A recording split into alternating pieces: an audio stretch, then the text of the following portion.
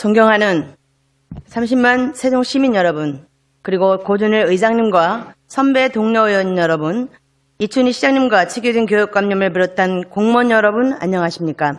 더불어민주당 소속 정준희 의원입니다. 저는 오늘 청년이 꿈꿀 수 있는 세종시를 위한 재원이란 주제로 5분 발언을 하고자 이 자리에 섰습니다. 여러분들께서 생각하시는 청년의 모습은 어떠하십니까? 88만 원 세대, M4 세대를 넘어 최근에는 베이비붐 세대의 자녀란 뜻으로 에코 세대로 불리고 있으나 지칭하는 단어만 바뀌어왔을 뿐 높은 청년 실업률과 불안정한 고용시장, 감당하기 어려운 주거비 등 청년들 앞에 놓인 현실은 여전히 암울하기만 합니다. 전국에서 가장 젊은 도시인 세종시의 청년 정책은 어떨까요?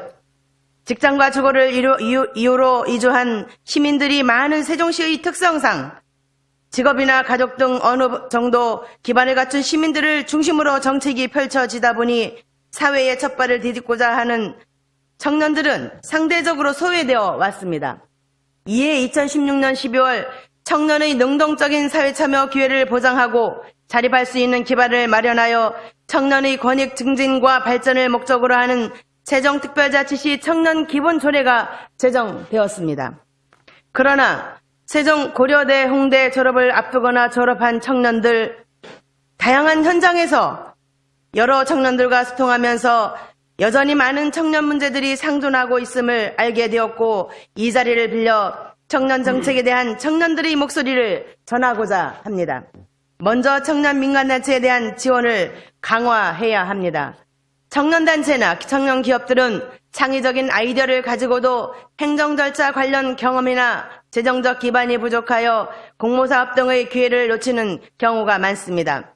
이러한 약점을 보완해 갈수록 지원 프로그램을 제공하고 청년 새내기 기업이 용역사업 등에 참여하여 역량을 키워갈 수 있도록 제도적 기반을 마련해야 합니다.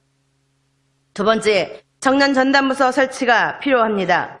현재 세종시의 청년 정책은 정책기획관 저출산 정책계의 업무 중 하나에 불과합니다. 서울을 비롯한 대전, 충북 등에서 청년정책 담당관이 이미 설치 운영 중인 것과는 대비됩니다.